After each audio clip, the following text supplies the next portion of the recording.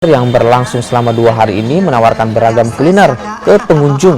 Di hari terakhir event, tercatat sebanyak 200 jenis makanan mulai dari bakso goreng hingga seafood bakar disajikan. Selain jajanan, event ini juga memamerkan hasil karya UMKM, mulai dari tempat tisu hingga tas yang terbuat dari anyaman bambu.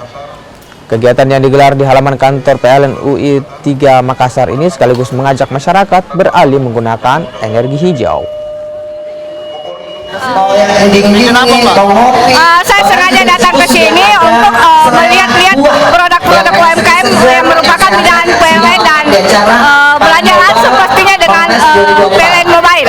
Sudah dan enak-enak, rekomendasi pastinya karena memang yang hadir katanya di sini merupakan UMKM pilihan.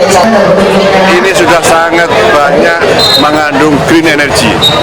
45% ya, PLN Sultan Rabar, Sistem Sulawesi bagian selatan ini disuplai dari energi bersih.